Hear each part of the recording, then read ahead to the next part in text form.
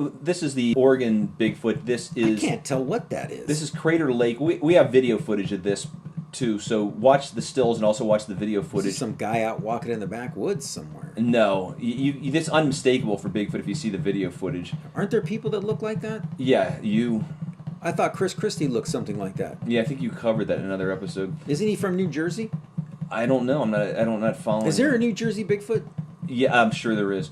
So anyway, we had talked before about going on expeditions, and there's an orang pendek primate. And I also talked about who could bring it to you, who would be the best to bring it to you, and that would be the person that brought you Al Capone. And Al Capone's vault. Al Capone's vault, was Geraldo Rivera. Exactly. Geraldo Rivera had a 1-hour program where somebody found a vault somewhere, and where's in Chicago, wherever it was. It had to have been Chicago. And it was locked up, and Geraldo Rivera said, "I got an idea. Let's make an hour special of this, where we open up the vault on live TV, and if something, it might be a treasure, a fortune in there. We don't know what's in there." And like Finding Bigfoot, show you nothing. Absolutely nothing. So there was a lot of stuff built around that, and it was in the news, and he had this hour program. Everybody tuned in to watch it, and he opened it up at the end of the program. There's a lot of talk and background about Al Capone. They finally opened up the vault at the end of the program. Nothing was in it.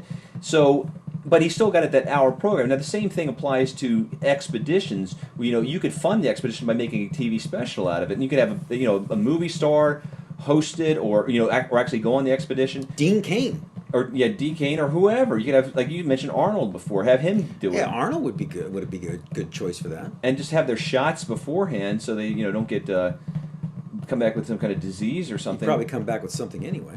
Or give it to the natives. But the thing is, you'd have to spend some time there. All these shows like Finding Bigfoot just go there for a couple days, and you got to have a lot of money to spend time there. You got to hire people there. You got to have people help you get into that backcountry. And they do have a lot of the camera traps in the Indonesia area. And I think some of that was funded by National Geographic. I mean, it sounds like there's a ton of them, and they have captured animals. You can look for it online.